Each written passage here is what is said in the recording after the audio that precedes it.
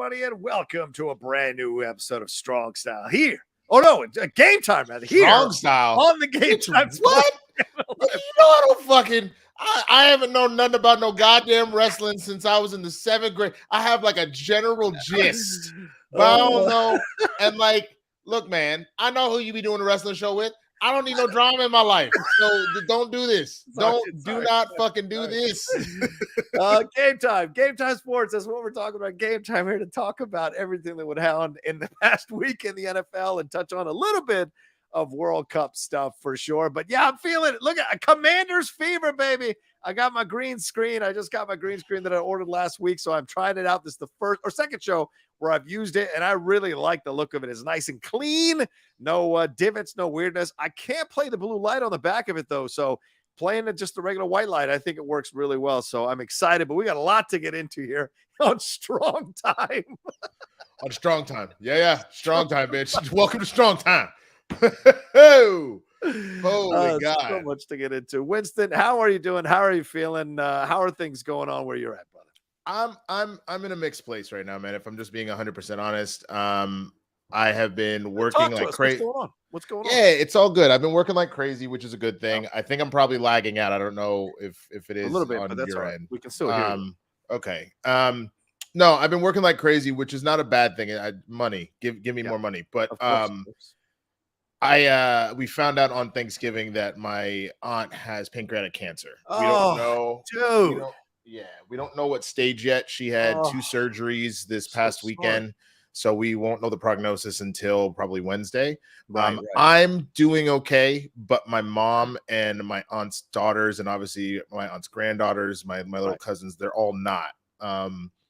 So I've kind of gone into rock mode to be there for them, and just to try and be, like one of my cousins is a judge, and she's got 4 little girls. So like her and her husband are doing the best they can, but she is the power of attorney. So like she has to stay at the hospital, but she still has to do her job and raise the kids. So I've just been doing what I can to fill in for the family as best I can. So all I ask for everybody that's watching, if you're a praying type, if you're spiritual, hell, if you just meditate, put some thoughts out there for my aunt and for my family. Absolutely. Because that's not really how you want to spend the back half of the year, but it happens. So no, it does happen to a lot of families on the holidays, sadly. And it's it's an unfortunate thing to go through, but absolutely. We send our thoughts, prayers, comfort, everything to your family, especially to your aunt as she processes this news, because certainly she's going to have to come to terms with it as well, and how you're in it, and of course to your family as they deal with it. But I mean, from what my conversation with you and the stuff and the stories we've heard about your family in the past, it's a strong unit, and so they're going to be there for her, and that's a good thing, because sometimes families don't have that at Winston, and it makes the process all the more difficult to navigate and go through for sure. So that's a good thing. At least that's a good box that's checked on the good side of things for sure. Absolutely. And the flip side of it too, just for anybody that has been supportive in watching the Sports Victims Unit, I apologize that I didn't get one out for last week. I just, as all this was kind of unfolding, I just got behind. So I'm going to do some sort of twofer for this week that just passed. And Lord knows there have been fucking stories this particular week. We're going to get into all of them, man. Jesus. Yeah. This is my Beckham imitation. What? We're going to get into that story as well, but so much to get into here from this past week in the NFL. So much to jump into. A lot of surprises. We will touch on the Thanksgiving games as well and wrap those up a little bit later on in the show. But let's jump into this thing. And just a reminder to you all, we don't have super chats yet because we're not monetized yet as a channel, Game Time Sports. So if you wouldn't mind, if you catch us for the first time, or catch us for the 3rd or 4th time, please make sure you hit a like down below and subscribe to the channel. We're trying to get to that 4,000 watch hours mark. So however you can promote this channel and the show, us doing Game Time, we'd appreciate it to help it grow for sure. And send in your Streamlabs, the Streamlabs address, which I'll pin in the chat. You can still send in support in that way, even if you can't send in super chats right now. All right, let's move on to the first game here, man. It is Jalen Hurts and the Philadelphia Eagles from our NFC East here, Winston, taking care of business against these Packers. A game Packers team for sure that put up some points on these Eagles. It was a 40-33 final score there in the Eagles' favors. Jalen Hurts ran for 157 yards to set an Eagles record for a quarterback. Guess who held the record before them? Michael Vick. He also threw for 153 yards and 2 touchdowns. And Aaron Rodgers got injured in the third quarter for the Packers and went out for the fourth quarter of the game. Jalen Hurts became the first player since at least 1950 with 150-plus yards rushing and 150-plus yards passing with multiple pass touchdowns in a game. Miles Sanders had 143 yards and 2 scores for Philadelphia. They rushed overall for 363 yards. In the end, Jordan Love came in to replace Aaron Rodgers near the end of the game. He did throw a touchdown to Christian Watson. It was a 63-yard catch and run, of which 8 yards were thrown, and the rest were run by Christian Watson for that touchdown. But in the end, they could not get a stop on the Eagles at the end to give them a chance to maybe tie this game up. And so in the end, it goes towards the Eagles. Man, what do you take out of this? Is this just a team that fought a proud team tooth and nail and proved that they are the team to beat this year? Did they cross that line here as the Super Bowl? Do you feel like Super Bowl contender for this team now finally officially? Can somebody just beat this fucking team, please? Jesus Christ. Can anybody else? You bitch, you had an inside track. You literally know how these assholes function, bro. You knew how to deal with them. God damn. I am so sick of these fucking assholes winning. I'm tired of it. Yes, they're good. Yeah. I get it. They're enough. Good. I fucking get that you're good. Yeah. Jesus. Can the Saints win a fucking game? God damn. Look, man, I am very aware of the fact that they are still, especially, I mean, the Vikings did bounce back. Yes. But I get that the Eagles remain the NFC favorite, not only in record, but you've watched them multiple times now be behind. Now, yes. Mind you, they're not invincible. They are very beatable. The Packers had them.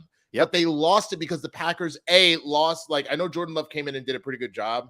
Yeah. But once Aaron was out with those ribs, everything kind of went on its side because he finally got a receiver in Christian Watson who knows what he's doing. Like, I think just as a rookie, he needed to figure it out, get on the same level as Aaron, all that kind of stuff. They started to figure some stuff out. And with that two-headed back system, there's no reason that they couldn't have finished this game off. Yeah. But Aaron is not the same Aaron that he was the last couple of years. And then the injury didn't help because there was one play that, like, under normal circumstances would have been great.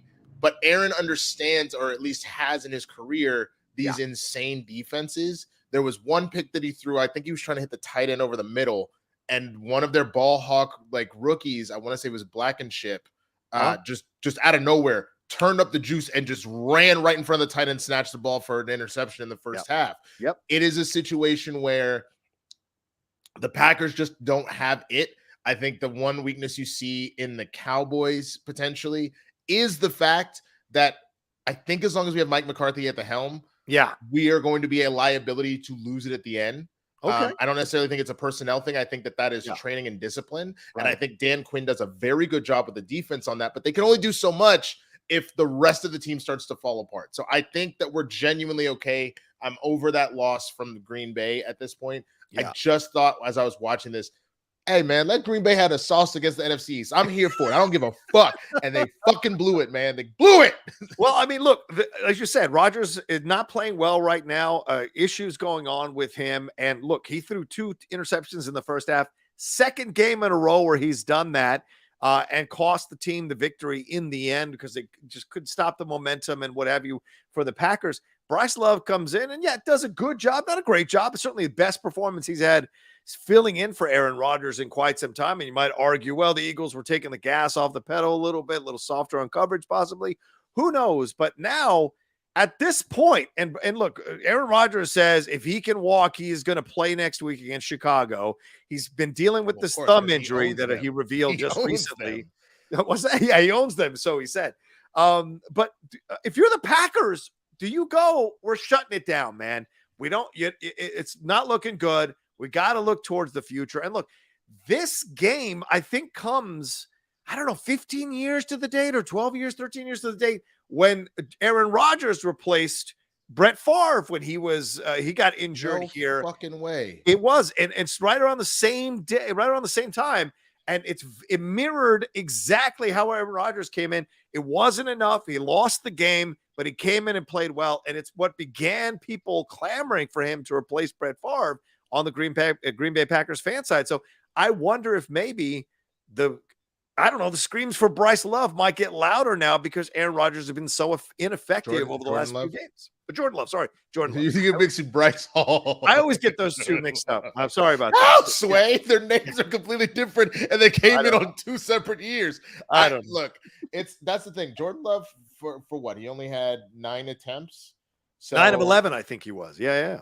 No, he was 6 of 11 for 113 and a touchdown. Like that's now, mind you, one of those was a beautiful fucking Christian Watson. You give him open space, and you're done. He caught that shit on a slant and then whipped around, and I was like, "Sir, that's just unnecessary." And it's funny because this is how stressful this game was for me. I literally was sitting here watching this game, and at this point, Kristen was like done with football. She's like, I am really over how much football is played in this house today. It's quiet. And I was like, oh, fucking Packers. And she's like, you're rooting for the Packers? Maybe I'm just tired. I'm like, well, it's either the Packers or the Eagles, and fuck the Eagles, man. So I ain't got a choice. So, like, I think that the future is actually bright for the Packers. I think they need to exercise some demons. That could be as much as getting rid of Aaron Rodgers. I think we need to see a larger sample size of Jordan Love because we saw some of it last year, but it wasn't great. So I think let's see if he's really kind of improved and we can move to the future. But I don't think Aaron Rodgers is done. Right. I think very similar to Favre, this might be a situation where Aaron maybe leaves Green Bay and goes to another team that's like ready, because the Packers aren't ready right now.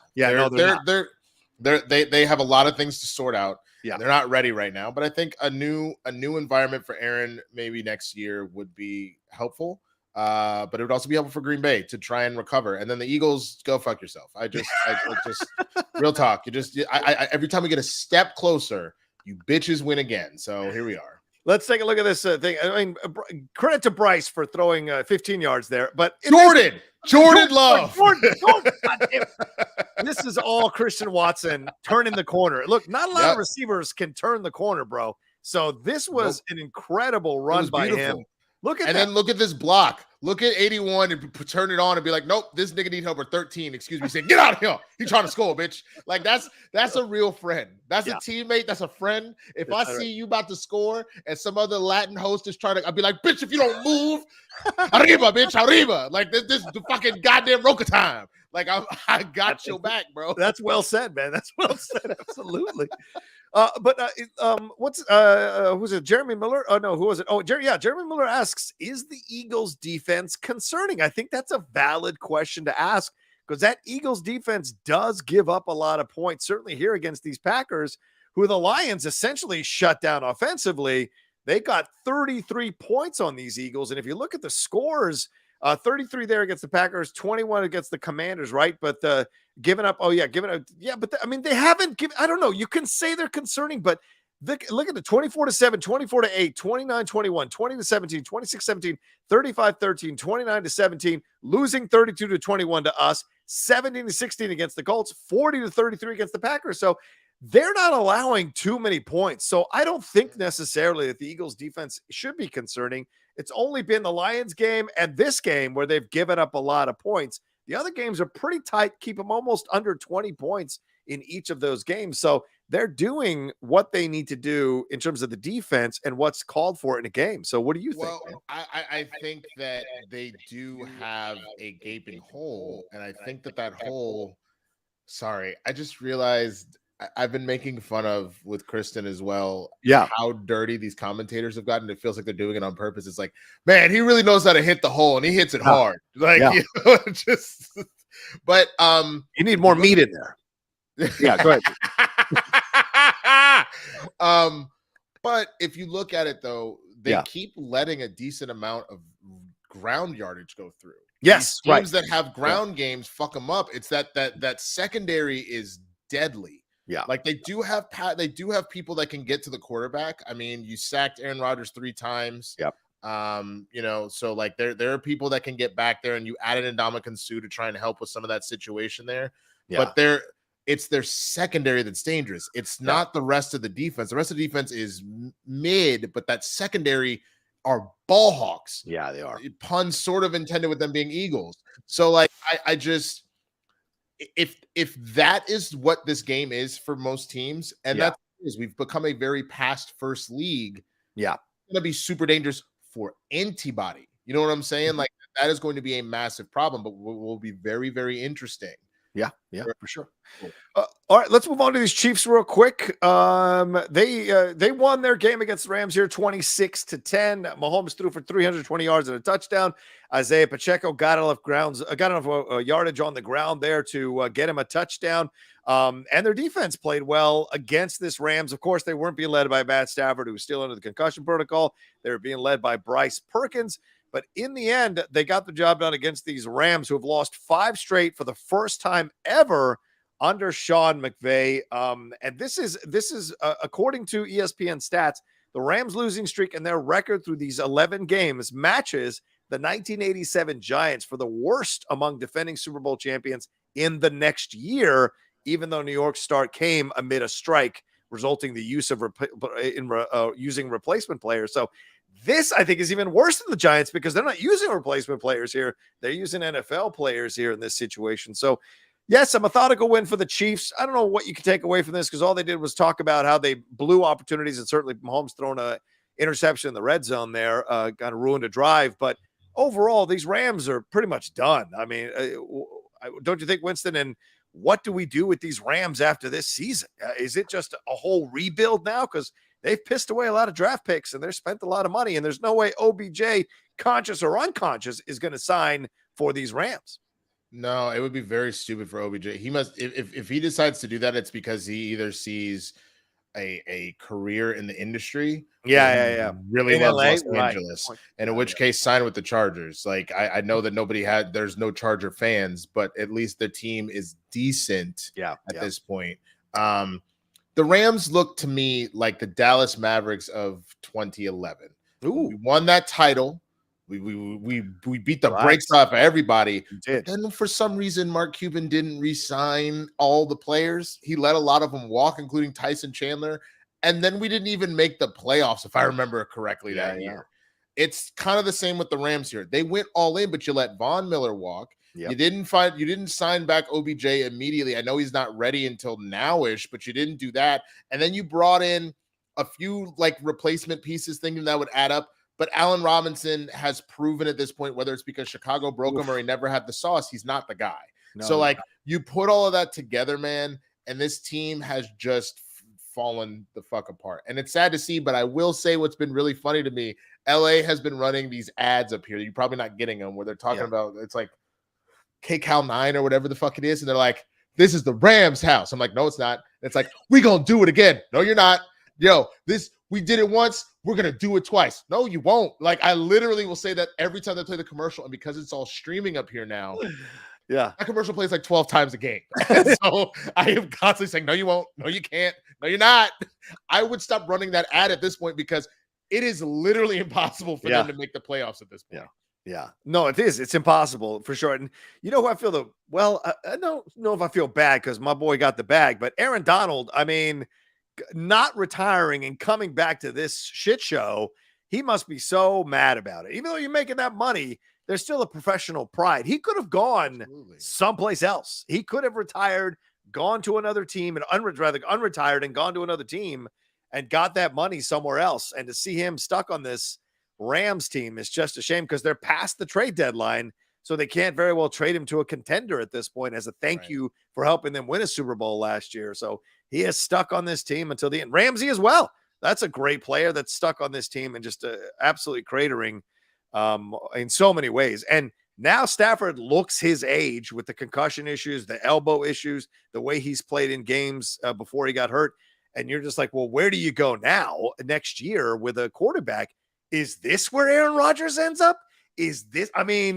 That's not a bad place to end up, the Rams, even though people are looking at the Raiders, people looking at the Jets, maybe, although Mike White might have shut all that down with the way he played against this weekend, so against the Bears. So we'll see what this means. But, I mean, if I'm Aaron Rodgers, that Raiders situation maybe doesn't look as appealing as going to play for these, for these Rams. I don't know. What do you think? I think he doesn't want to. Sure, you'll upgrade your defense a little bit, but I don't think you want to trade one not having receiving core for another not receiving core. I mean, Cooper would be back. Cooper Kupp. Yes, Cooper Kupp. That's a massive upgrade. Yeah.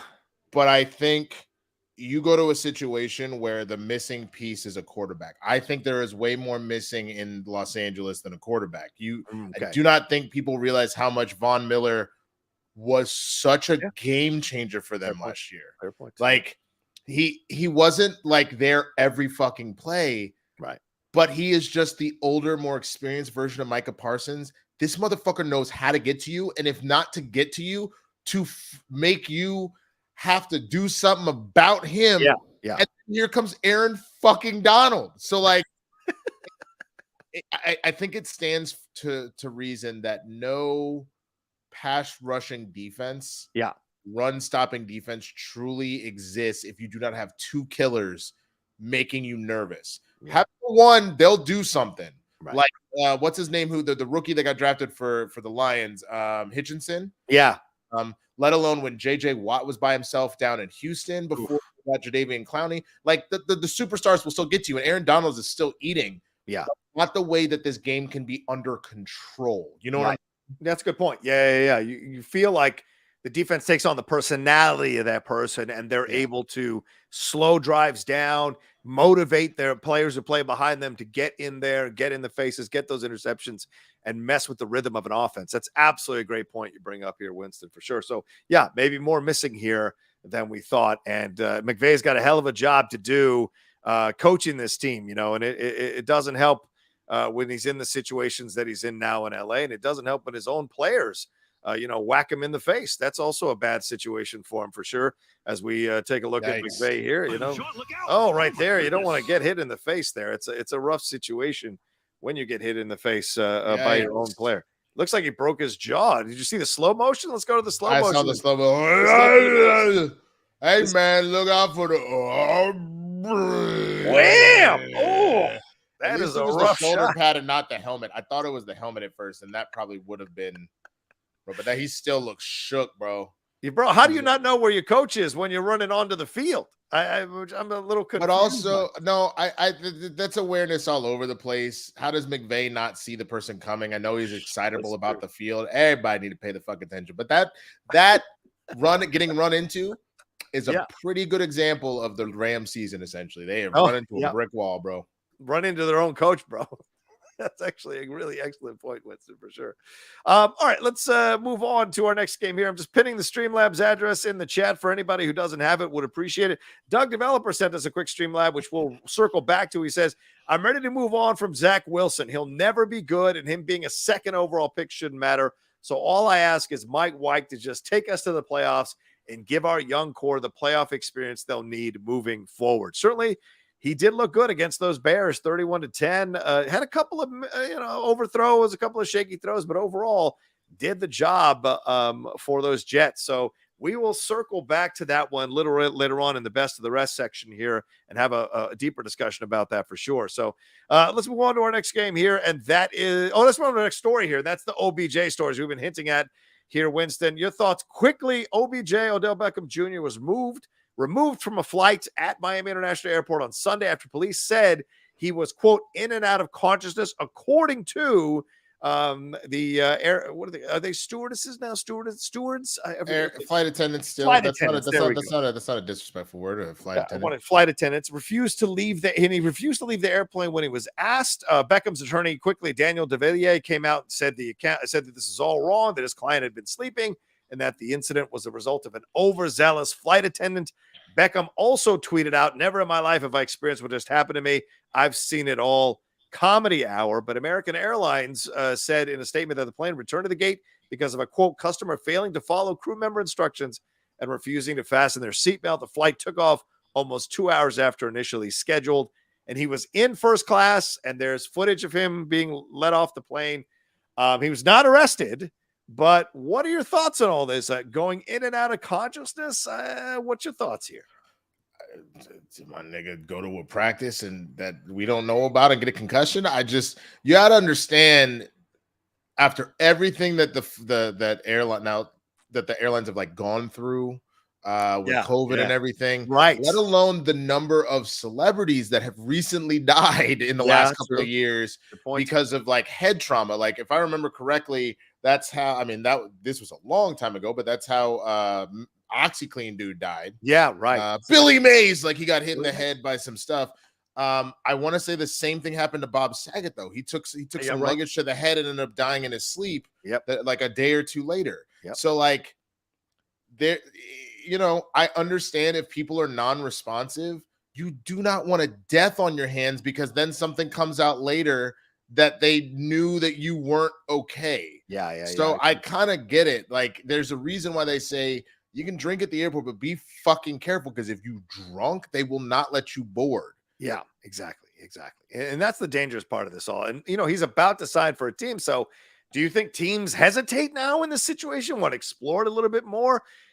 OBJ has had his run-ins with teams, has been at times a cancer on a team like the Giants and the Browns. He did get that, ring with the Rams, but that doesn't necessarily redeem or make you forget all the stuff in the past. And now this incident happens.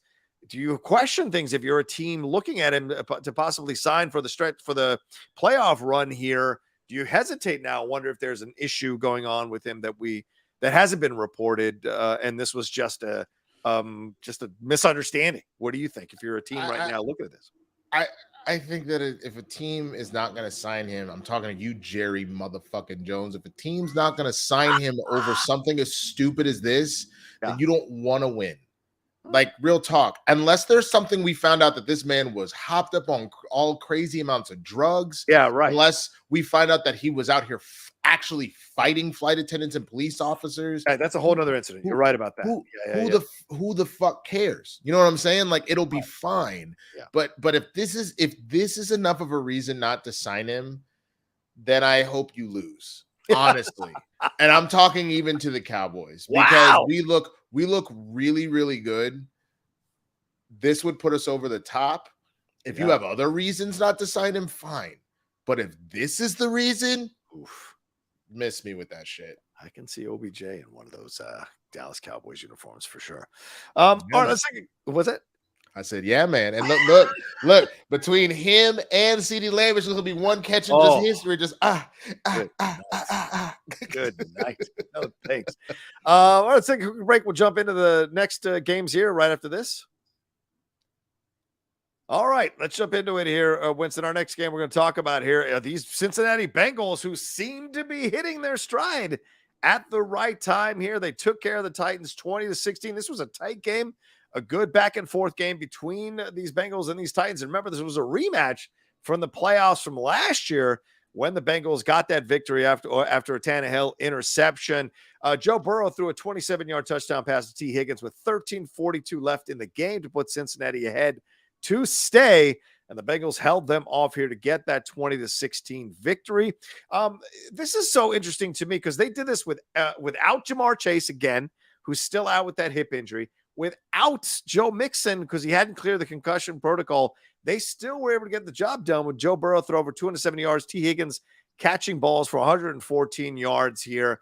And they shut down Derrick Henry, holding him to only 38 yards. Tannehill threw for 291 yards, but in the end, they only scored the touchdown after Derrick Henry had taken that ball and ran like 65 yards, then fumbled the ball, and that receiver jumped on it. But in the end, they just couldn't get the job done over these Bengals. So what do you take away from this game? Are the Bengals now kind of rounding into form on the same weekend as we're going to talk about the Ravens blowing it against the Jaguars? Do the Bengals now all of a sudden look like they might have pole position in the AFC North here to win this division and get some favorable matchups in the playoffs? I mean, I always felt that they were the most well-rounded team in the AFC North. And a lot of that just has to do with the fact that one, they got to the Super Bowl already and were a couple of plays from winning it. True. That's the first thing. They have proven that they can handle that. Second of all, they're doing stuff not at full health. Jamar Chase has been out, 3 or 4 weeks now, and they're still getting dubs. Yeah. Like, there's a lot going on. They've won 3 in a row. They've won 3 in a row here. Yeah, without Jamar. Yeah. And so that just goes to show that Joe Burrow is real. It looks like they finally got to slow down those sacks on him. Like, won this game, thank God. You had next man up truly, and Perrine, like, he didn't blow me away with his rushing yardage, but he did overall hit just shy of 100 in scrimmage yardage, and he got He got a touchdown on the ground. Yeah. Like a great kind of. I think what this speaks more to is the Titans remain suspect, bro. Yeah, bro. Yeah. I believe that by losing AJ Brown, they were gonna get worse. And like, yes, they're 7-4. It's the same record now as the Bengals, but like, goddamn, Tannehill. I know he threw for almost 300 yards. I can't knock him for that, but we got to convert that into some touchdowns, my guy. Holy shit. Yeah, like, stats aren't everything. Certainly stats aren't everything. They don't necessarily. Sometimes they give you the full story of the game, and sometimes they don't. Tannehill throwing for 300 yards is great. Like you said, 291 yards, but no touchdowns. And only getting a touchdown off a Derrick Henry run that he ran was 60-some yards and fumbled the ball in the end zone that a receiver recovered. That isn't due to Tannehill throwing the ball in the end zone. So you have to question, where are these yards coming from if they're not leading to touchdowns, you know? And the fact that you were able to hold Derrick Henry, he's not known for really catching. So he had 79 yards in the air. Yeah. But one of them was a 69-yarder that was huge. Yeah. The fact that you held him to 38 yards on the ground. Yeah. That is massive. And I truly believe that Derrick Henry is still a beast, but he ain't the Derrick Henry before that injury. Yeah. You have seen that he has not consistently put up those like 150, 200-yard, 3 touchdown. I'm a grown ass man, little boy. Like, those games don't really exist as much anymore. They happen from time to time, but it's not like every game like it was when he was healthy that first time. Yeah, when he would it looked like a man playing with boys with his arms like swinging holes open in lines. That was insane when you were watching him play. But yeah, we'll see. And I agree. And Mike Vrabel, for all the love Mike Vrabel gets and all the accolades and the flowers they throw Mike Vrabel's direction, there is a point of view that you can take that he has blown it, choked it, underperformed with this Titans team, with the way he's constructed it, that they're close, but they're never quite over that line, you know? And you just ask yourself, well, good. He's a good coach. You can't deny he's a good coach, but he's not a great coach until he wins Super Bowls, until he gets these teams into positions to win these Super Bowls. He's not. The fact that the Bengals sped right past him into the fucking Super Bowl, that's kind of mind-blowing. And Vrabel's had all this talent on both sides of the ball and been unable to guide this team to the Super Bowl. And that is, win or lose, just get to the Super Bowl. And that is a huge indictment on his abilities and his limitations as a coach, in my opinion, you know? So that's my 2 cents on that. No, I feel it, man. I feel it. Yeah. All right, let's move on to these. As we were talking about the Baltimore Ravens. Let's move on to this game here with the Ravens and the Jaguars here. 28-27. The Jaguars pull this game out here on a 2-pointer after Justin Tucker misses a 67-yard field goal. By the way, that is too much to put on Justin Tucker at the end of the game. 67 yards to win the game. That's an issue for me personally. But Trevor Lawrence did a fantastic job connecting with Marvin Jones Jr. for that touchdown, and then for the 2-point conversion later on right afterwards to get that victory here. And shout out to Doug Pederson for having the nuts to go for it on the 2-point conversion, because screw it, the season's over anyway for them. They're not going to make the playoffs. So let's see what we can do. And they got the job done. And look, the Ravens were up 27-20 with just over 2 minutes left. And the Jaguars had to go 75 yards with no timeouts, by the way, to get that touchdown. So Trevor Lawrence, 29 of 37 for 321 yards and 3 touchdowns. His 129.8 passer rating was the best of any quarterback in franchise history with that many passing attempts. Lamar threw for 254 yards and a touchdown and ran for 89 yards. So who do you blame for this loss? Is it the defense yet again, like they've blown it against the Dolphins and other teams earlier this season, that lets down Lamar Jackson? Or is this on Lamar Jackson's shoulders? What's your opinion on this situation here? I honestly think, like, once again, it's a situation where how much do you want out of Lamar? He scored all fucking game. Yeah. 6 points in the first. 3. I mean, I would have loved more touchdowns out of this, but 6 points in the first, 3 points in the second, 3 points in the third, 15 in the fourth. The defense let up 18 points in the fourth fucking quarter. Yep. Like, if I don't care how good Lamar Jackson is. Yeah. If the other half of the team keeps letting his stuff go for naught, who cares? Yeah. Like, it's honestly what this reminds me of. They play completely differently, but this is a lot of the teams that Tony Romo had, where my guy was balling out of control. And then the team would give up 45 points and Tony could only get you 38. Like, or like, you know what I'm saying? Or 35. Like, I like, what do you want him to do at that point? Yeah. That he's giving you how many, 5 touchdowns? He's giving you 5 touchdowns and you can't stop. Jesus. And so this is the thing that I'm seeing with Lamar, man. It doesn't matter how good he's playing. If the rest of this team cannot keep up. Yes. It's not going to be good. I agree.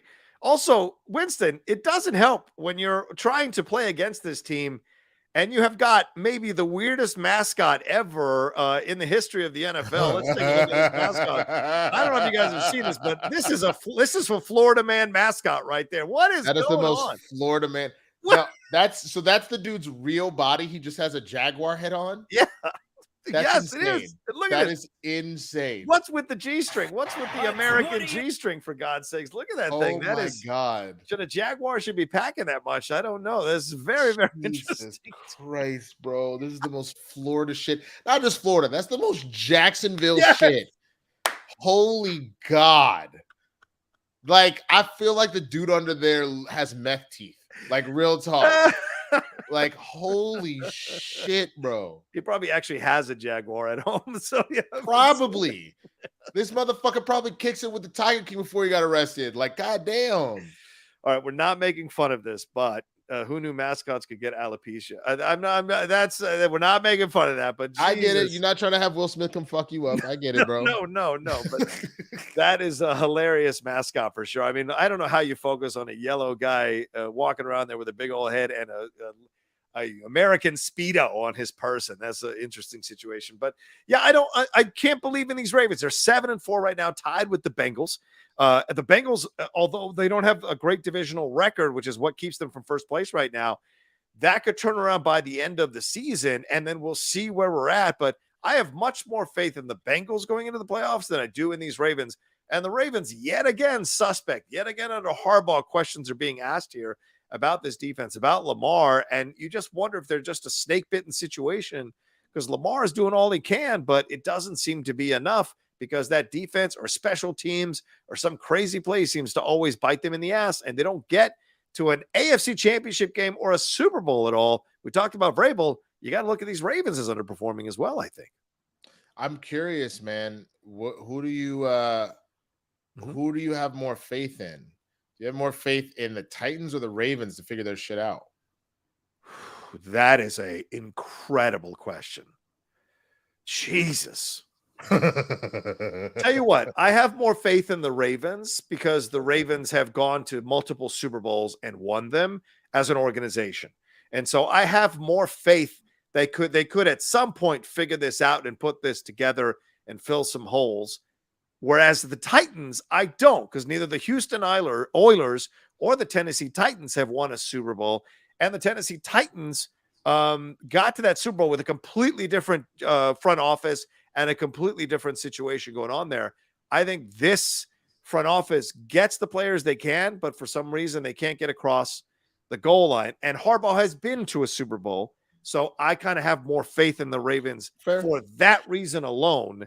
And I like Lamar Jackson more than Ryan Tannehill. So that was going to be my other thing is that I have more faith in the team because they look pretty equal to me. I have more faith in the team that has a strong leadership under center. Yeah. I both trust Harbaugh more as a coach than Vrabel, but also Graybill. Sorry. But I also trust Lamar infinitely more than Tannehill, and I know it would be so different if Derrick Henry was still like eat your sack lunch. Derrick Henry, he's still a beast. I want to make it clear, he's still a beast.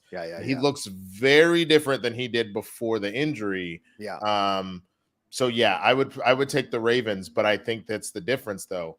I think you have more of a threat against the Ravens and the Bengals, than Tennessee does from anybody in their division, because the next closest team is the Colts at 4-6. And then after that, it's Jacksonville at 4-7. And then after that, it's the Texans, who nobody's talking about because they've won one game this year. Yeah. Fair enough. There are some issues that are around Lamar. I don't know if you saw this, but there was a tweet that Lamar put out that was unsavory, shall we say, from Oh, a starting really? quarterback. And this is why, look, and I certainly have failed in this lesson many Yeah. times. Yeah. You don't want to respond to somebody who's A, has like 5 followers, or B, isn't verified and is just questioning you in a Bitch, you know situation. verification don't mean shit no more. Not well, it did indeed. Everybody can just No, pay $5. Like, look, I'm trying to find Lamar $8. Jackson right now, bro. There's like 3 Lamar Jacksons who are verified right now. But yeah, this is his response. Someone was at Castle Will Kill was like, when someone is asking for over 250 million guaranteed, like Lamar, games like this should not come down to Justin Tucker. Let Lamar walk and spend that money on a well-rounded team. Well, Lamar responded and said, boy, shut the F up. Y'all be capping too much on this app. MFR never smelt a football field, never did shit but eat blank. So you guys can read it on the screen there. And apparently this was a big deal. People called it a homophobic tweet. John Harbaugh said that he had heard about the tweet last night, talked to Lamar this morning. I just beg guys not to get into the Twitter world, especially after a loss. It's not going to be positive. I think that's reflective in his response, basically saying, and you know what? I respect that. He's standing up for his players saying, hey, it's a loss. Heated moments, heated passion. Certainly, after a Schmodown loss, I've seen some of the chat and have wanted to go after people. So you get it. As a competitor, you kind of lose your fucking head. And I get it. And he should be smarter, should have people around to make sure he doesn't do that. But, what do you think about the tweet? He did take it down. What do you think do you think he deserves to get vilified for this a little bit or crucified a little bit for this? Or this is just like people should understand is after a loss, maybe use the inappropriate words, but you got to factor that into the situation in terms of passion.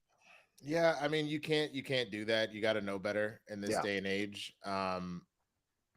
If you knew how many times I have wanted to just slang the N-word, but I know depending on what white crowd I'm in, it's just not the time. You just have to know better. Yeah. So even with the loss, and even when people getting under your skin, you've seen what they'll do to Kevin Durant. Oh yeah. Oh, Durant burner phones. He was so driven insane by this stuff, which I thought was insane. Yes. You got to ice that out, especially knowing that you have been playing well. It's been your defense that's been letting you down. So like, I don't really have much sympathy for him in the sense that me and you've been in the public eye plenty, not to the level as Lamar, but we've been in it. We've been in it plenty, and we're very aware of the fact that every single thing out of our mouths, every single thing at the tip of our fingers is scrutinized. What the fuck you think's gonna happen when you are the star quarterback, former MVP of the NFL, that's wanting $250 million in a contract, bro? Like you have to be smarter, and unless they caught you in a blackout drunk stupor in your own home and someone just came up and say, hey, Lamar, heard you were a bitch, and then you decided to like do this, you have got to shut the fuck up. You just have to do it. It sucks. Yeah, because the guy had 372 followers. Why are you responding to this guy when A, you're a multimillionaire, you've got millions of followers, you're the starting quarterback and one of the best starting quarterbacks in the NFL for a premier franchise, a Super Bowl winning franchise? It just doesn't make sense, right? But I get the passion. I get the frustration.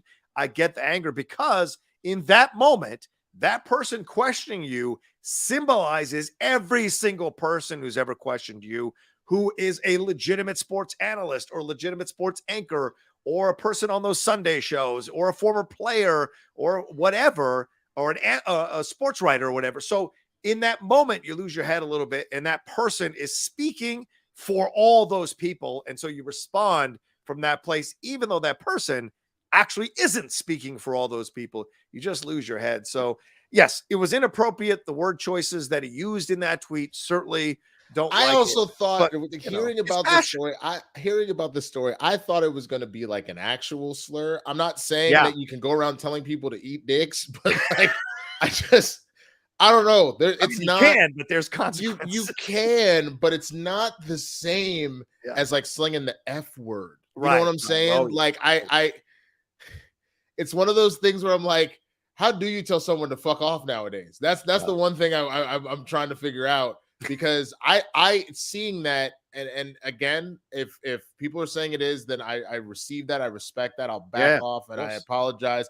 But I didn't think that was that bad. You know what I'm saying? Like, if he started saying some real derogatory, like ridiculous shit, like that's why you take it up the, like, then it's like, now you're being straight up homophobic and like a piece of shit. I just thought telling someone to eat a dick was always just a funny thing. And it wasn't necessarily like a homophobic slur. It was just like a go fuck off. Like, you know what I'm saying? And that being said, we're both two straight dudes, so we don't know. That's what I'm saying. That's what I'm saying. If it is, then I fully step back and receive that. And I thought when I initially saw the headline says something like extremely homophobic, I was like, oh shit, bro, you did not sling the F word, man. You weren't out here like making like all sorts of but I get it. I still see where it can be offensive. I'm not, you know, that ignorant or anything like that.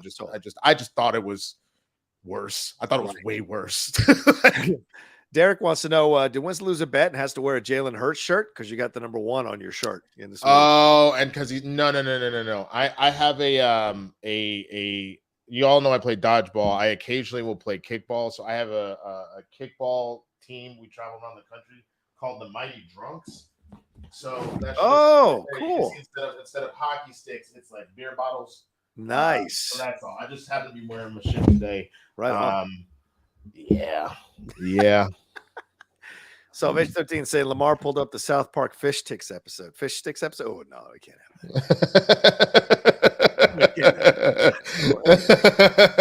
I know some people are saying like, oh, people say that all the time, and yeah, you can say that.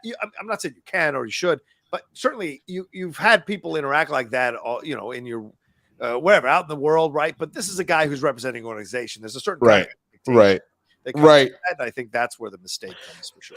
So. That is the bigger thing above all else. You can't go around telling people to whatever. You just have to. You genuinely, when you're a face like that, you got to take the high road. I'm not saying that you don't stand up for yourself and whatnot. Right. But like I said, it's 327 followers on Twitter. It's fucking Twitter, which is a dumpster fire of a place right now as is. Just, you know what I'm saying? Like you're good. If you're in the crowd and someone calls your mom out a name or calls you the N-word and you want to cuss somebody out, it's a different conversation. Of course. Again, leave slurs out of it, but like you leave Twitter alone. Like just leave it alone. Like honestly, I have seen so many coaches tell their players, be like, nah, turn the notifications off. If you want to tweet, watch our game. If you want to be like, I'm going to be signing autographs here and there, but give somebody else to run your motherfucking account. Just stay out of it, bro. Yeah, agreed. Sean Brennan with some interesting comments here. He said Rocha's MVP is anyone but Mahomes because he has a blood feud against him for some. I do not have a blood feud against Patrick Mahomes. Where is that coming from? I don't get it. I rightfully call him out when he needs to be called out, but I also give him his flowers when I need to give him his flowers. He's a damn good player. But who's your MVP right now? I'm very curious. It's like giving it to Jordan all the time. Yeah, you want to vary it around. You know, they gave it to Karl Malone for God's sake. Make somebody earn that shit, bitch. Like right. It's one thing if you're just painted and you can't see it. Like there's been a number of those Aaron Rodgers MVPs that I'm like, y'all are dick riding a little bit. That's. Sometimes he straight up deserved it. Don't get me wrong. And I technically wouldn't take any of them away, but there have been years where other people rightfully deserved it over Aaron Rodgers, for example. You know what I mean? Yeah, that's what I felt that way when they gave it to God, what's his face for Chicago, the point guard who got the knee injury. Oh, can't think of his name. Yeah, Derrick Rose. When they gave it to Derrick Rose over Jordan that year, I was like, or LeBron rather, I was like, come on. Yeah, come on. What are you talking? I got to go back and look at LeBron's numbers, but dude, the things, because I know it's not just straight stats. It's what you're able to do to will your team forward. The Bulls were only a threat because Derrick Rose was embarrassing people, bro. That's true. He was embarrassing people, which is why his fall was so fucking sad because he looked like Allen Iverson reborn, except like Allen Iverson plus the idea to yam on people. Yeah. Like even last year, Aaron Rodgers won the MVP, but Tom Brady arguably had a better statistical season. Patrick Mahomes was more valuable and came through in the playoffs. I think there's just a different approach to things. Yeah, Rodgers has won four of them. Sorry. Lamar Jackson won 2019. Mahomes has only won once. That's kind of crazy to think about, that Mahomes has only won once, because we're in his prime and he's maybe 3 or 4 years from turning that corner into becoming the little bit older quarterback on the back end of his prime. So I hope he does get another one here. So there you go. I don't have a blood feud against him, for the love of God. And Sean also wants to know, when is kickball making the cut on this show? Oh, well, it's going to be a bit, I think I would have to say. Hey, man. But like, I'll be honest with you. I would have given it to they never give it to receivers. I would have given it to Cooper Kupp last year, bro. Yeah. The best like 100%. A year of a receiver ever. You surpassed my guy Jerry Rice. It's hard to call him my guy considering he was a goddamn Niner his whole career. But like, you know what I'm saying? Like, there were people that, in my opinion, definitely outballed Aaron Rodgers in yet. So yeah. All right, let's move on to our next game here, and that is the Browns taking care of business against these hapless Bucs, 23-17 in Jacoby Brissett's last game, at least for now, as the starting quarterback for the Cleveland Browns here. Nick Chubb scored on a 3-yard touchdown run with 19 seconds left in overtime, as Cleveland rallied to defeat these Buccaneers who were playing them on the road. It was in Cleveland, and they got the job done. Nick Chubb had run overall for 116 yards and that touchdown, and they forced overtime on that fantastic catch by David Njoku there on the back of the end zone with 32 seconds left in regulation. Once again, the Bucs looked like they played down to their competition. They seemed to rise up against better teams and play down to their competition.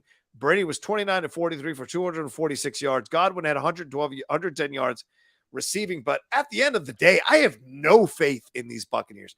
They very well could win the first game of the playoffs and look like world beaters, and then absolutely shit the bed in the next game. They are the Jekyll and Hyde of a football team that is doing just enough to maybe squeak into the playoffs and even win their shit division. But I have no faith in this team going to the Super Bowl. What do you take out of this victory for the Browns? Was this emotional thing as a thank you to Jacoby Brissett? They gave him the game ball, or was this more a matter of like, this is a team that does not know who it is from one week to the next? I think it's more along the lines that the Bucs just aren't good this year. Yeah, they're good enough. You obviously got Godwin back on his, like, doing his thing. Yeah, Julio Jones looked healthy finally, but like, once again, where the fuck was Mike Evans? You targeted 9 times, you caught the ball 2 times for 31 yards. Yeah, 9 targets, and that's the best you could come up with, bro. Yeah, like that's us. That's what. It's funny because most of the people that call out Mike Evans tend to be an NFC South fan of another team. Yeah. Love to shit talk Mike Evans, especially Saints fans, and I am a Saints fan by proxy with my 2 best friends. So like, I am always happy to be like, but I just their defense doesn't snap the way it used to. Nope. It doesn't have that same kind of like in your face kind of attitude. Yeah. And Brady's doing fine. He's doing just fine, but he's not blowing anybody's mind. He's not, man. And his average was 5.7 yards a throw this whole game. Even Tannehill averaged more in his game. And this is just, it's just concerning. You don't know what you're getting from week to week. I think he's just a shade above, Aaron Rodgers in terms of his effectiveness right now. The reason we're talking about Aaron Rodgers more than Tom Brady is because Tom Brady is still getting those W's, whereas Aaron Rodgers is racking up the L's. But Tom Brady's not playing that much better than Aaron Rodgers in these situations. And so we'll see what happens as we head towards the back half of the year. They're 5-6, man. That is not a good record to have. The NFC South looks like the NFC East from, what was it, 2 years ago? Yeah, 2 years ago we were the worst division. Everybody in the division was awful, and we like won the division. Or no, we did not win the division. I think you guys won the division by default. We did 7-9. Yeah, it was by default, bro. And then you got mollywopped that first round. We did. It was not pretty. But no, the Falcons. I mean, the Falcons are, for their loss against us. They're only 1 game off of the lead of the division. Even the Panthers are not out of it. They're only 2 games behind, which is crazy to consider. And the Saints. There's only a game or 2 separating all 4 of these teams. So anything can happen. Literally the most wide open division in the NFL right now. is the NFC South, because all four of them are still in contention right now. Never mind. I'm not going to finish that sentence. Anyway, let's move on to our next game here, and it's the final game in the. What's that? What said it's Rocha? Don't you want to finish what you're going to say? Yeah, the Giants are done. Anyway, all right. Let's move on here to the Raiders game here. What a phenomenal game for Jacobs here. He sprinted 86 yards for the game-ending touchdown right through the middle of the defense of the Seahawks here, and got the Raiders the victory. I would say he led the Raiders to the victory here in overtime, beating the Seahawks 40-34. Winston's third favorite team here. Jacobs finished with a franchise record 229 yards rushing and 2 scores. He also had 6 catches for 74 yards, 303 yards from scrimmage. It was the most in franchise history and the 7th most in a game in the Super Bowl era. How insane is that? Las Vegas, who's 4-7 now, they had 576 total yards, and that was the 3rd most ever allowed by the Seahawks ever in this situation. Geno Smith went 27 of 37 for 328 yards and 2 touchdowns, but they could not get the ground game running or going here, Winston, and they suffer their 2nd loss in a row because, of course, they lost to the Bucs in Germany. So are we seeing now the limits to the Seahawks, or was this a fluke of a loss? What do you take from this? I'm not. I wish I had seen this game so I could see some more footage. I'm not ready to fully write them off yet, but it's not good. That's not a good look. You need to put pressure on the wound. You know what I'm saying? Stop the bleeding. Because it's not great now, especially because it looks like the Niners are starting to get in stride. Yeah, I think the way that the Seahawks make the playoffs is they have to win the division. There are too many very strong teams that have high-ass records. You might see yourself just outside the play. Because, hold up. Let me see. I have the standings up right now. Yeah. So right now, Eagles have the NFC East. Yes. Vikings have the North. For now. The Niners currently have the West. Yep. And then Tampa Bay has the South. So at that point, then you've got Cowboys get 1 wild card, Giants get 2, and the Commanders get 3. You're outside the playoffs right now. You are outside the playoffs. We're the 7th seed right now. Right. There's only 7 seeds. No, that's what I'm saying. We're 7th. That's what I'm saying. The Seahawks are outside. I'm not saying I'm saying the Seahawks are outside the playoffs right now. They are. Because of how stacked our division is with all those wins. Yeah. Yeah. But just in general, there are so many strong teams and things are very unbalanced with the rest of this conference with a bunch of losing records. So you have got to stop the bleeding, and you're now a full game behind San Francisco. Yeah. So when y'all play again, because they do play again, don't they? Or they do both their matchups already. Let me see. We're looking real quick. They do. Yeah, they do. They played. They got one more. They got one more. So you have to beat the Niners in order to take the advantage there, or you at least tie. You would tie because the Niners beat you the first game. You've got a rough ass schedule. Rams are easy. Panthers are easy, but then you got to deal with the Niners, Chiefs, and Jets. Yeah, you get the Rams to close it out. You have a 3-game stretch there that is going to be a nightmare. Yeah. Let alone, as we've seen with these shittier teams, they're not just going to roll over and take it. Yeah. Like the Raiders and the Bucs both came back and slapped you in the fucking mouth. What's to say that the Rams are not in our house, goddammit, and then all of a sudden you're screwed. So Stafford comes back and he plays a hell of a game. Yeah, absolutely. I think what makes me sad is they don't hand out first half MVPs because my boy Geno would have gotten it because now. I don't think that he's crash landed because still 328, 2 touchdowns and an interception. Yeah. But he didn't get the job done, and that's 2 losses in a row. And Kenneth Walker has certainly come back down to earth with only 26 yards over 14 carries. That's not good. Yeah, they can't salvation. Here's how it works. See, the 5 and 6 Bucs are not taking my Commander playoff spot because they're winning the division. So they will be a division winner unless they're implying that the Falcons will win the division. I can't. But then somehow they have to outwin you. Right now, how many games? Let's see how many games they are behind you. Hold on. The Falcons are 4-7. Yeah, behind us. I think they're behind us by 2 games. Yeah, no, they're 5-7. Sorry, so they're behind us by 2 games because we're 7-5, and we own the tiebreaker because we beat them. So you would have to have a little bit of a collapse here. Like yes. that's the thing. The only team that's really nipping at your heels right now is the Seahawks. Nobody else is really kind of coming for that playoff spot you currently are sitting at. You know what I'm saying? And Lord knows you still got to play the Giants again. Bro, Twice. Just go beat them. We beat them twice. Wasn't that bad? Just go ahead and just pad your stats, baby. I think this is what might happen, to be honest with you. I think this is what might happen. I think the Seahawks they're 6-5 right now.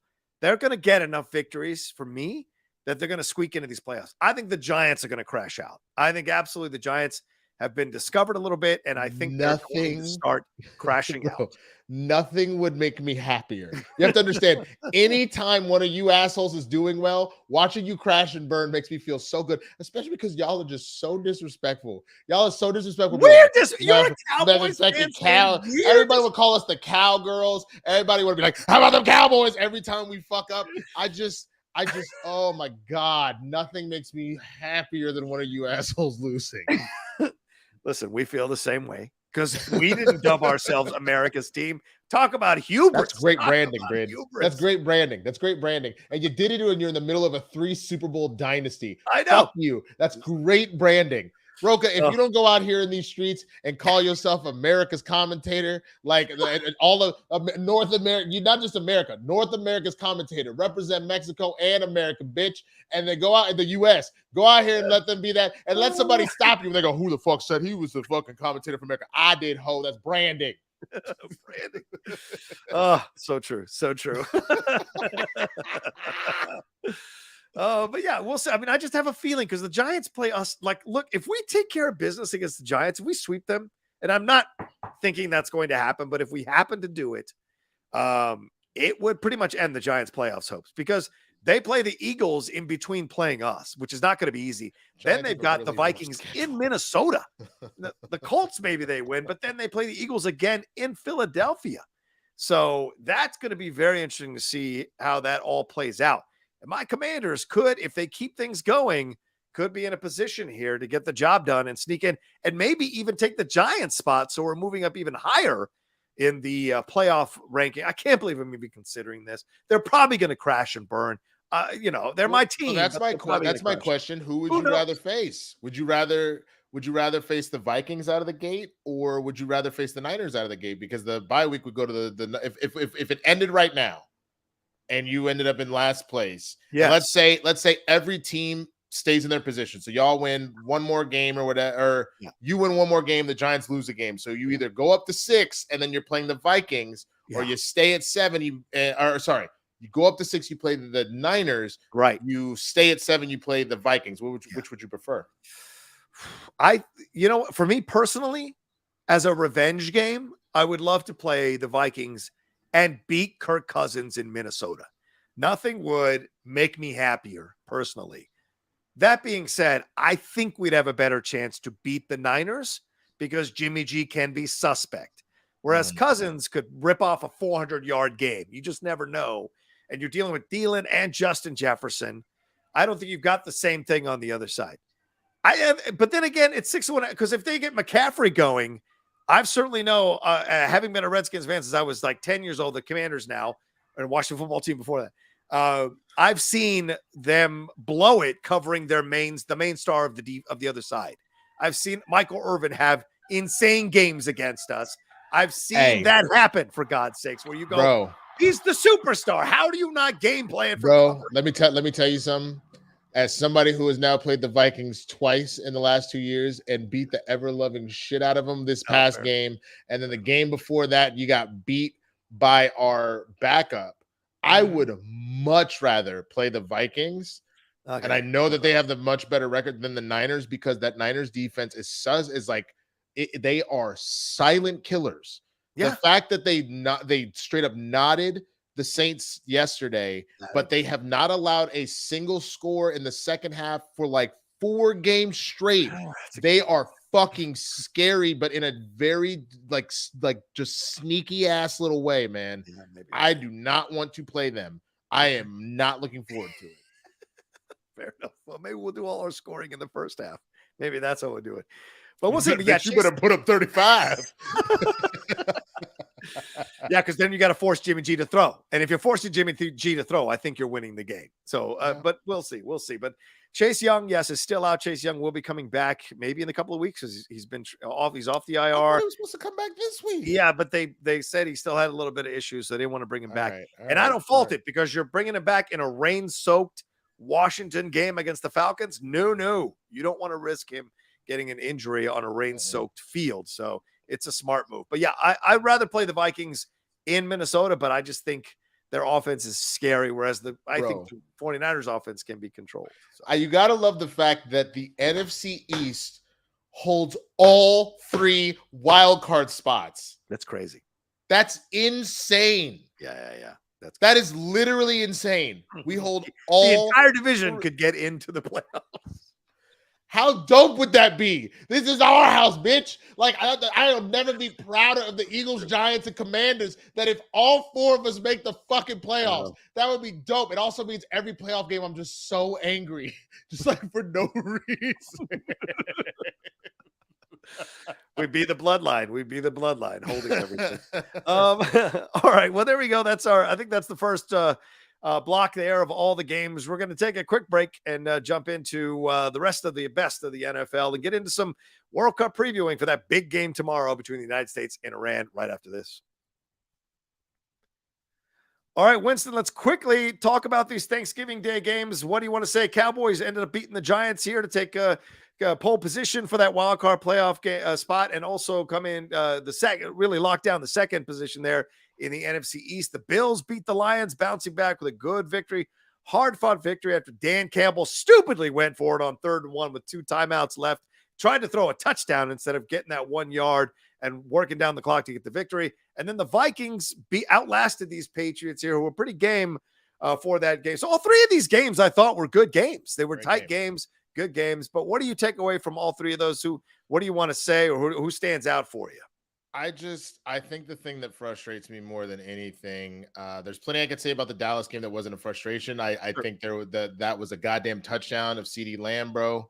Like this idea that both toes touched. Yeah, I agree. Like, yeah, but then his heel came down.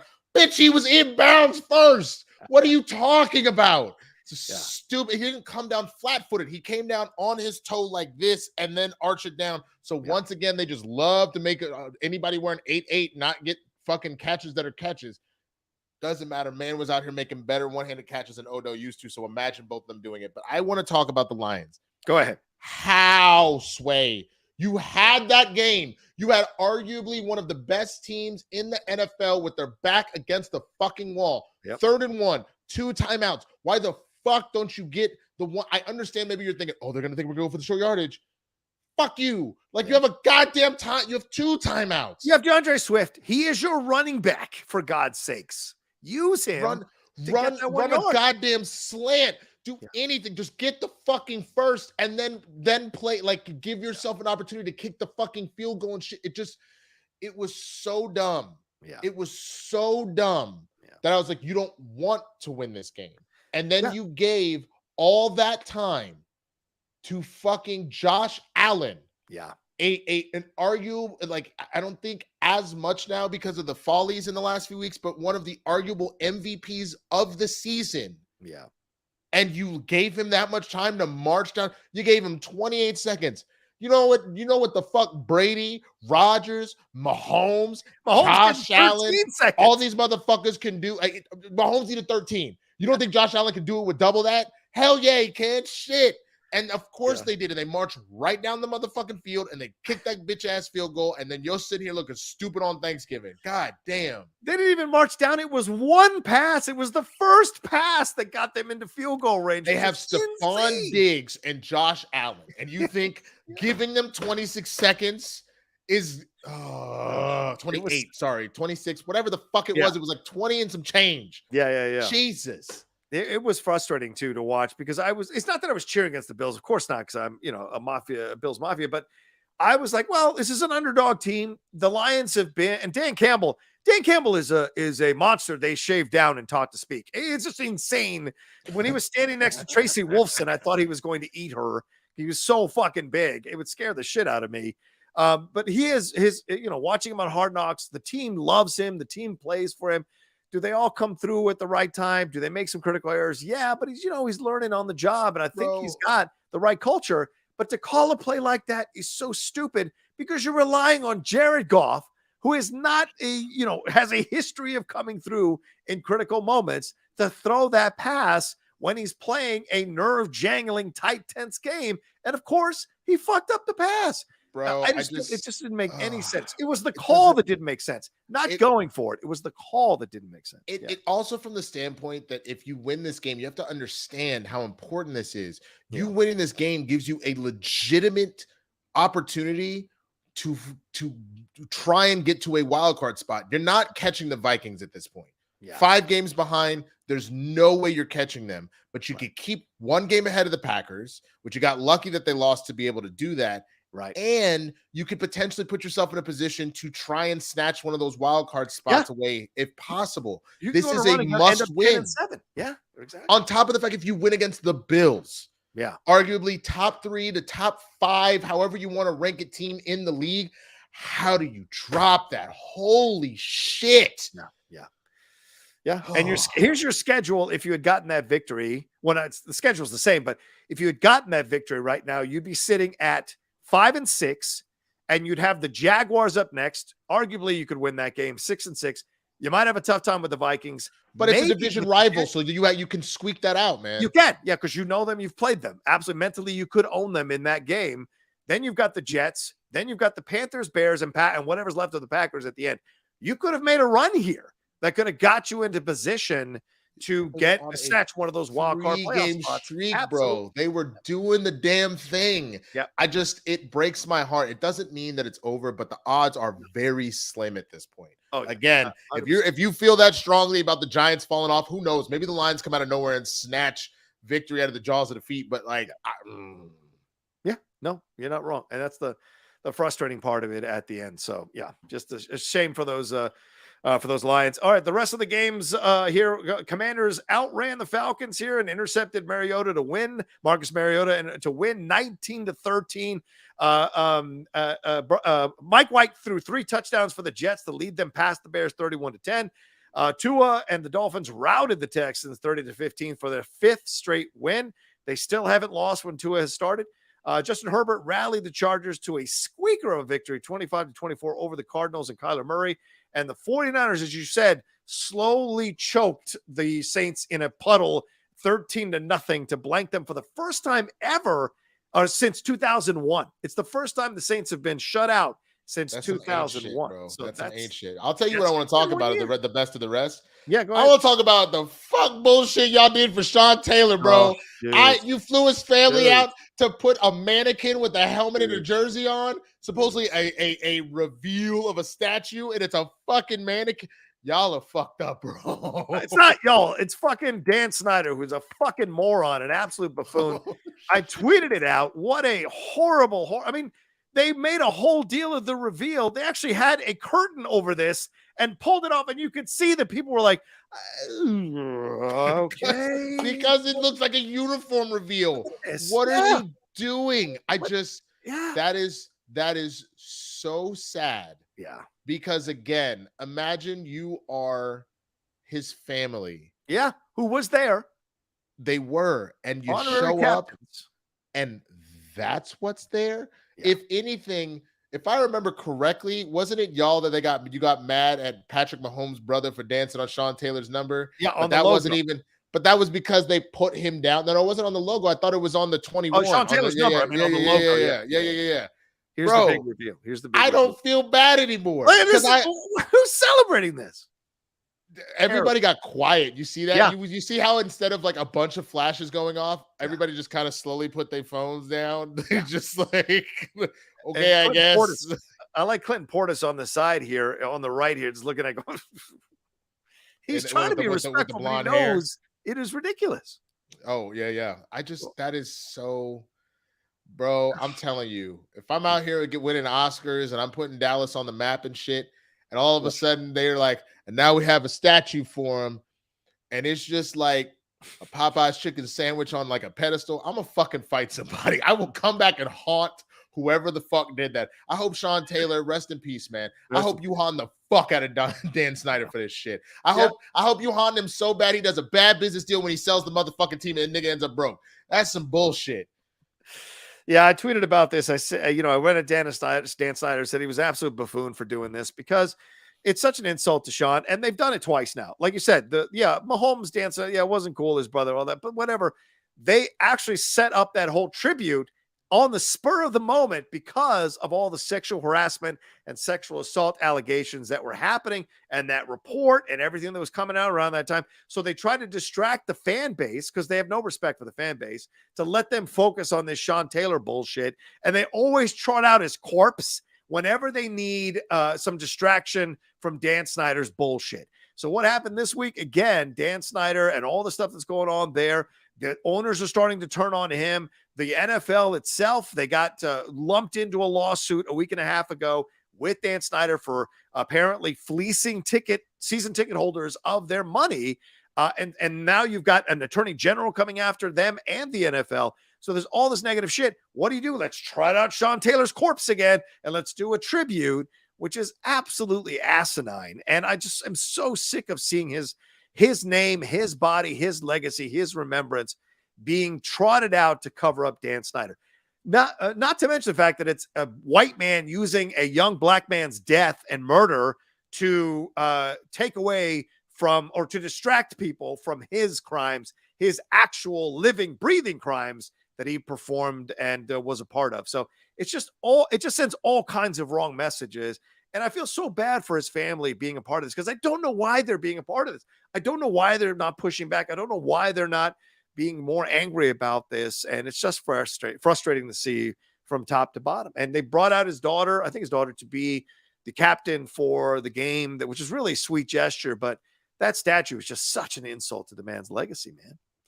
Yeah, it's really bad, man. But I guess the other thing, it could be worse. Your owner could have been trying to stop black kids from getting an education in Arkansas. I don't fucking like, you know what I'm saying? I will say this. I sort of agree. I sort of agree with Stephen A. Smith. Why are we trotting this out? Dude was 15. That's how the South was. Like, who's surprised? Right. Now with the coupling of he's never hired a black head coach and he's been the owner of the team since the 80s. Right. And you've had plenty of opportunities with plenty of mediocre ass motherfucking coaches taking that instead of giving a brother a chance. Jason Garrett, Wade Phillips, even Mike McCarthy at this point has not done anything to garner my respect. At least he is a Super Bowl winning head coach, but what has he really done so far? Yeah. His ass is in the goddamn hot seat. So I am not saying that he deserves to get off scot-free. Right. But he was a 15-year-old that grew up in the South. I'm not surprised. Right. Well, I just think his excuse was, I was just seeing what it was all about. You knew what it was all about. You knew what was going down. Don't give me that shit that you were just an inquisitive young teenager who wanted to see what this white gathering to yell at black people was all about. That's ridiculous. I think that's a little bit of like Clinton saying, I smoked, but I didn't inhale. Yes, you did. You know what you fucking did. But I do also think that Jones has a little bit of credibility when he says, but I'm the only one that's talking about it. None of these other owners who might have done some shit in the past themselves are talking about it. I'm willing to talk about it. So I think he does get credit for that in my book. But in the end, what actually happened back then, certainly we see a lot of people's probably grandmothers and grandfathers in those photos who don't want to get, found out who they are for their behavior. And nothing says that you don't learn from that when you're a young kid, making those mistakes, saying those things inappropriately or doing those things inappropriately. You learn down the road. And certainly a number of black football players who've played for him or in the organization, maybe not head coaches, but they have spoken fondly of working with him. So it's a complicated situation for sure. But in the end, you're going to vilify him for, it's not like he was actively a member of the KKK or something for many, many years. And then, kind of became an owner in the NFL. There's other stuff. So, all right, well, let's, my Commanders, we already gave love. My Commanders, they're doing well. I mean, let's talk about Mike White. Let's go swing back to this the Streamlab that Doug developer sent in, and also Haskell 420 must be loving the fact that Mike White is doing well for these Jets. I'll be honest with you. I'll do it because you said it. No, I'll do it because he said it in the Streamlab, but I don't really want to talk about this. It's one fucking game. Miss me with that shit, bro. No, I'm dead fucking serious. And against, if I'm not mistaken, what does it say here? The Bears. It's against the 3-7 Bears. You want a fucking cookie? Like, okay, I hope that he's your answer because I know you've been feeling some type of way about Zach Wilson, but it's one game. Yeah. One game. Take a fucking chill pill. Honestly, like you have plenty to be excited about. Yeah. Let's see what happens beyond one game. Because remember, people prep for a particular person and they don't have game tape. So a lot of people go off.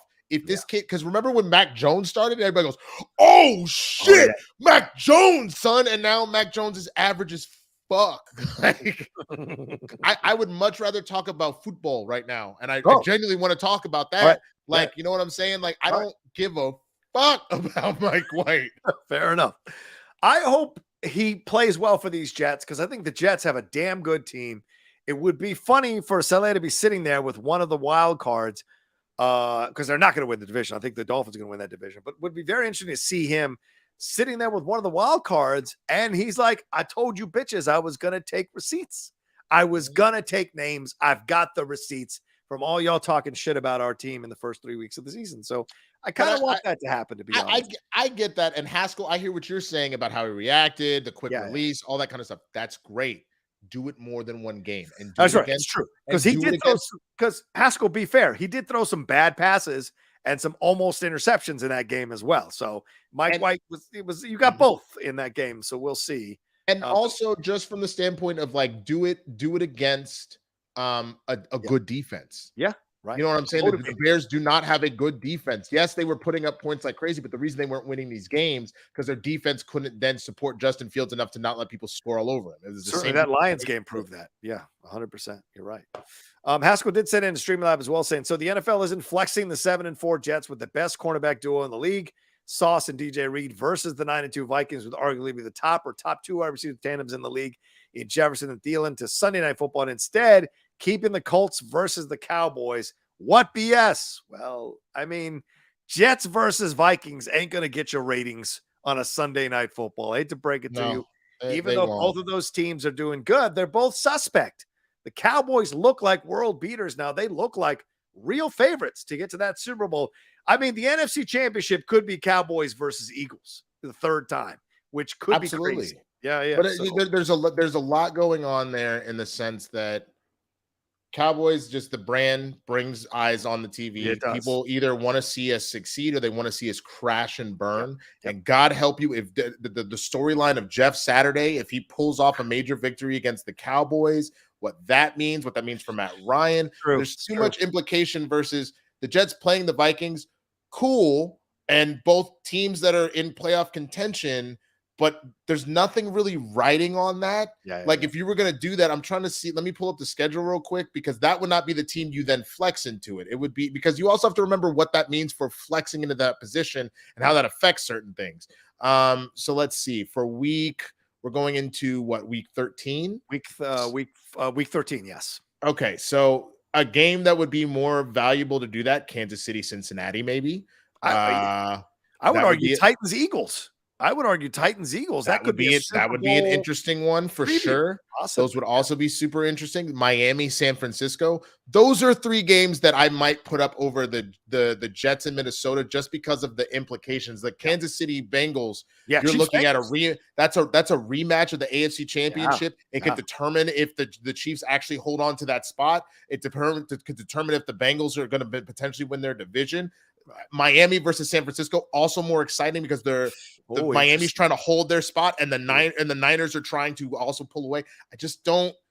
There's not enough sauce for the Jets Minnesota right now. There's nothing really on the line in that game, and no one's tuning in for cornerback duos. I hate to break it to you, no one's tuning in for a couple of cornerbacks. No, and I know they're great. Don't get me wrong. I'm not trying to cast aspersions about their talents. They're fucking great. just that no one's tuning in. I gotta see that. They're not Deion Sanders. That was maybe the only cornerback that people would tune in for. Maybe Ed Reed. Yeah. Maybe You just got to, because the other thing that you just got to remember, because the other thing you have to keep in mind, you don't really want to typically push that unless it's already with an afternoonish game, because you have sold all those fucking tickets. If all of a sudden you tell somebody, no, your game's at 1, you got to show up earlier. Your game's at 5, you got to come later. Right. People get kind of pissed. So it has to be for something massive. And they typically save that for the end of the year. That they let you know these times may change because there could be playoff implications on the line. There might be a win or go home. Right. And that's going to get the bump. Yeah, and the Cowboys bring ratings because half the crowd wants to see them win, half the crowd wants to see them lose, and especially losing to the 4-6-1 Colts with Jeff Saturday as this kind of unusual hire is a very interesting storyline to throw into the mix for sure. I mean, that being said, okay, that being said, if they had done the thing, I'd have done it. All right, anyway, let's move on to, as Winston was talking about here, let's move on to the World Cup tomorrow, 11 a.m. PT. Massive game. The United States national team taking on Iran. Shades of the 1998 matchup way back when, which I remember watching, cheering for the United States as they lost to Iran in a horrible World Cup campaign. But in this situation, they've got to win. There is no draw or loss that gets them into the next round. They have to win this game. And there's so much drama around this game, Winston, because the United States Soccer Federation, in what I consider to be one of the dumbest decisions ever, removed the Islamic regime symbol from the Iranian flag in putting up the matchups, which a number of Iranian reporters and commentators caught.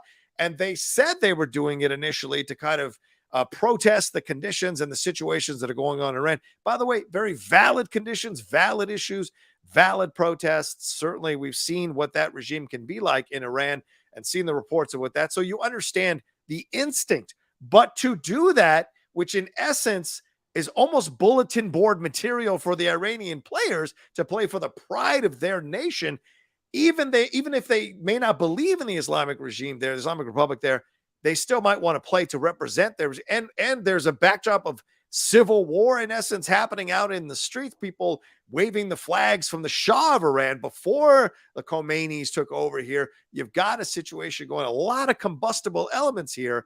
So to do that, I think they kind of fucked the U.S. players a little bit emotionally going into this match. So what do you think is going to happen 11 a.m. PT tomorrow in this matchup? I think the U.S. is going to win it. And the reason why, and it's not just because I'm cheering for the U.S. Yeah. I think this U.S. men's team has been shit on so hard. Yeah. The fact that they missed the last, 2 World Cups? Not last World Cup. We're just the last one before. Yeah, just the last one. Yeah. Okay. So missing the last World Cup. So there's a lot of pride on the line like that. They have played so well. Because if you look at the Iranian game, it was against Wales. Yeah. It wasn't necessarily because they were owning Wales. No, it's because the Wales player made the goalie made the most boneheaded move. Yeah, and now you're playing down, and so not only are you playing down, you were playing down and have your backup goalie in. Yeah. So you were asking to lose at that point, and let alone then you end up with 2. It just sucks that now we have to win. Right. So it was dangerous for them to do that as far as the motivation, like you said. But if it really was in protest, is that what they ultimately said, or they say that was not what was going on? Yeah, it was. It was in protest. They did it in protest, but then they took it down after all the hullabaloo. And I don't know what they thought was going to be accomplished by doing this. Like, it really is not. I really just, to me, I have no problem with the players wearing the armbands and the players speaking their minds or not speaking their minds, because it's about the football. I don't mind them using the platform to do political stuff or not to do political stuff. I don't want them to be pressured to say or do anything politically. They have a right to walk whatever path they want to walk. But when federations start to get involved, especially with our history and what we're seeing with the rise of white nationalism and supremacy and Nazis and all this kind of shit going in our country, we're the ones that are going to go and start judging other countries and the shit they're doing. I just think it's not our fucking place. I think we can protest No, I within mean, our look, streets. look, But I'll tell you what. I wouldn't even be mad about it. I feel like every black person, if Iran trying to fuck with us decided to turn the USA logo and make it the Confederate flag and be like, well, because y'all crackers out here, I'd probably be like, shit, nigga, they got something like, like I you know what I'm saying? Yeah. It is one of those things when you also consider the fact that there has not been as much coverage as there should be about what's going on in Iran right now. Right.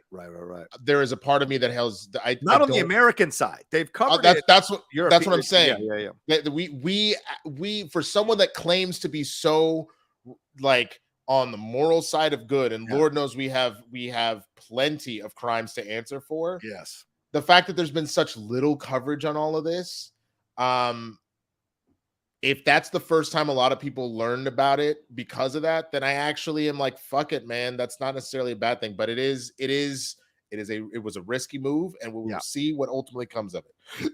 You heard they were trying to get them thrown out of the World Cup, right? They're trying to get them. The Iranian Federation tried to get them thrown out of the World Cup and is trying to get them to have a 10-match ban, which would really affect the financial situations around the United States Soccer Federation. So, again, look, I'll tell you this: absolute bonehead. I will take that punishment the minute you tell Qatar to fucking pay for their goddamn crimes for having this World Cup in the first place. You handle that, and you do that shit. Fine. You want to ban us for 10 games for running our mouths? Fine. But you shut your fucking mouth if people are not going to call out Qatar for everything that they did to get this World Cup, and then the crimes of all the people that died as workers and all that. Right. Nope. That's what I mean. And that's why I think they kind of fucked them. I think unless the players were all on board with this, the Federation had no business doing this nonsense. And by the way, they're doing it wasn't the players that did this. No.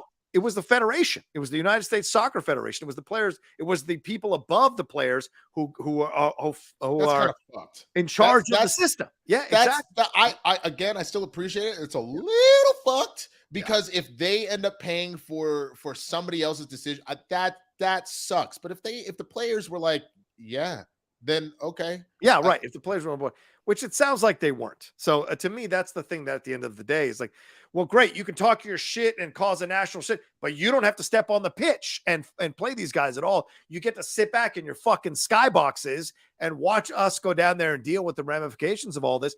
Plus, you never know what can happen. Today in the match, I did a live watch along of Portugal versus Uruguay today. A guy ran onto the pitch. You don't know what could happen if somebody he ran onto the pitch with an LGBTQ flag and more power to him, but ran onto the pitch. You never know who can jump out of the stands with what and run onto the pitch when you've elevated political issues between nations into a situation and inserted yourself. Amen. You could cause the damage, the physical hurt of one of your players because one of these people just jumps over the stands and goes crazy and runs after him. I'll tell you what I'm not gonna do in Qatar, where they've made it very clear that they are not fucking with LGBTQ folks. I don't know if I'm running on the pitch and then getting arrested by Qatar police and then never heard from again. Yeah. That's a fair point. Yeah, for sure. But I will be doing a live watch along of that match tomorrow at 11 a.m. PT on the Outlaw Nation channel and this channel, simulcast both live, and have some fun watching that game. Come and join me. It's going to be crazy. I'm going to be going insane the whole time, but I want them to win. I think they will win because I think the Iranian. I believe that we will win. Is that what you just said? The emotions. I think the emotions will carry the Iranian players through the first 40 to 60 minutes of the game, but then eventually that's going to exhaust them, and our tireless legs will wear them out, and we'll take care of business. And I think we'll win the game for sure. Either 2-1 or 2-0 will win that game. I just have a feeling the way we played England was fantastic, and we were only a couple of missed kicks away from winning that game. Weston McKennie, I'm looking at you. And I think that's possible against Iran. And like you said, Iran scored 2 goals against England, but again, it was after they were already losing 4-0, and then their second goal came on a penalty on literally the 12th minute of extra time of the second half, so it means nothing. And they only scored the 2 goals against Wales and won the game after that goalkeeper had gone out. So dude, we've got some players. I just think we've got a better defense. Hey man, real talk, because I know we're running way over, but damn that Argentina-Mexico game, and god damn that fucking Germany game. It was a Germany-Spain. Yeah. Ooh, bitch. Germany, I was like, the multiple. There was a goal that was in, and then they were calling all sides, and I'm like, that's bullshit. My guy was just like that much. You should have let it fucking slide. And then, oh man, it's just the fucking football. It's going to be a lot of fun. Once we get into the round of 16, it's going to be a lot of fun for sure. All right, well, let's get on out of here. Thank you all so much for joining us. Sorry we went a few minutes over time, but we appreciate you all hanging out with us. And thanks to everybody who is watching. Please hit a like on this video and subscribe to the channel down below. That's the number one thing. Tweet this out wherever you can tweet this out so more people can discover the Game Time Sports channel, because that's where this show now lives, along with other sports content that's coming. Winston A. Marshall, another fun show. Please let people know where they can find you, my man. Absolutely. You can find me at the Swaggy Blurred on all the platforms, including Hive now. I've not posted a single thing yet, but we might as well get that ball rolling. I will have some sports victims units for you in the next day or so. Like I said, for those that were here earlier, dealing with some family health issues and whatnot. So I just needed to refocus on that. But I am coming back to that series. I always have a lot of fun with that. And also, shit, you're all random fans of these teams, man. Look, I'm gonna tell you right now, I'll probably put a PO box or something. For me to be able to keep doing these, I have to go and get like gear from various teams. I don't want to spend money on giant shit, but I gotta wear it from time to time if I'm gonna make jokes. So if you happen to have a spare hat, if you have a 2X t-shirt of any kind or a hoodie or whatever the fuck that you just don't want, or you just want to be kind, hit me up on Twitter or something, shoot me a DM and send it to me, and I might throw your team in the mix in there too. Just thought I'd throw that out there. That's awesome. That's a great, actually, please send in your stuff for Winston. He's got a P.O. box, so, you can't go to his house and stuff, but you can send it to his P.O. box. How much fucking Washington shit you have that you don't need no more, bro? You got to have at least a shirt or a hat. I rarely buy Washington shit, bro. I got Liverpool shit coming out of my ass, but I rarely buy Washington shit. That's for sure. But yeah, I have one pullover for the Commanders. That's it. All right, everybody. Thank you so much. As for me, you can follow me at The Rocha Says on Twitter, Instagram, and the TikTok, the Outlaw Nation on Twitch, which I don't know how much more I'm going to be doing on Twitch, but we'll see. Maybe the new games that are coming out, I'll play some games on there. You can follow me there as well. But more than anything else, please subscribe to the channel and give love there, and leave a comment down below and a like. All right. Be well. Take care of yourselves. Hope you all had a wonderful holiday. We're getting into the Christmas season, so start to pick up those spirits a little bit. And if you get some mental health stuff going on, take a walk, take a hike, listen to some music, watch a movie that's made you laugh before to take your mind off things, find your way through it. And if nothing else, come and hang out with us either on the Outlaw Nation Strong Style or here on Game Time, and we'll get you through the tough moments, I promise. All right. Be well. We love you. Take care. Peace.